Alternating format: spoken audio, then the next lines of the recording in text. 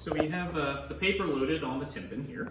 We're going to lower this screen. It's called a frisket. It holds the paper in place and also masks the boundaries and the borders, so we only have ink on the letters where we want it. We're selling this as a product to a customer, and they're going to want it to be a nice, clean copy. To apply the sticky printer's ink, we'll use these tools, known as ink beaters. It's a simple tool. You have a wooden handle. There's some wool and leather tacked over that wool to act as a cushion to spread the sticky printer's ink onto the soft metal letters without damaging it. You can hear how sticky the ink is. The feel and sound of that tack gives the printer the idea of how much ink they have to work with. And if it feels a little light, it means I need to put some more ink on. I have some ink on top of the press in the tray here. I'm just going to take just a little bit. Little goes a long way. You can see here it's very thick, very viscous. Has the consistency of Vaseline. There are several recipes for producing ink. One that was common in the 18th century was a combination of soot, known as lampblack, mixed with linseed oil and tree sap, pine tar. Just give a nice even coat, spread across the surface of my beaters. You can hear how it's making a louder sound. That tells me I got enough ink. And then I'll spread it across the tape.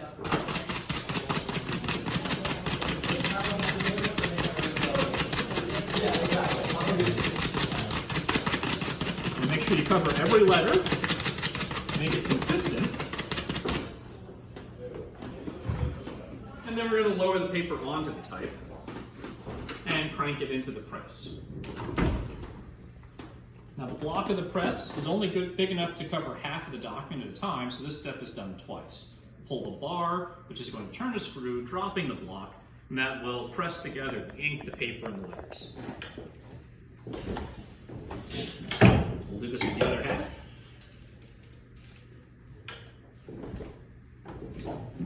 And then remove it from the press and reveal. There we have the second edition of the Declaration of Independence, originally printed by Mary Catherine Goddard in Baltimore, Maryland, January of 1777. This is 6 months after the famous date, July 4th, but will be the first time that the public is aware of the names of the signers, as they were kept secret up until this official release. Now the last step is to hang this up to dry.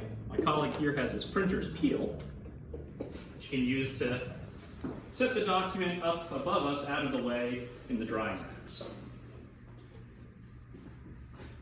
Now that's the basics of the mechanics of printing, but just consider for a moment how revolutionary this is, being able to mass produce the free exchange of ideas. Even if the person who is printing something that might be seen as seditious or controversial, we don't need a king, separation of church and state, etc., etc. If you stop him and silence him, his message is still out there. That's really awesome. You're welcome.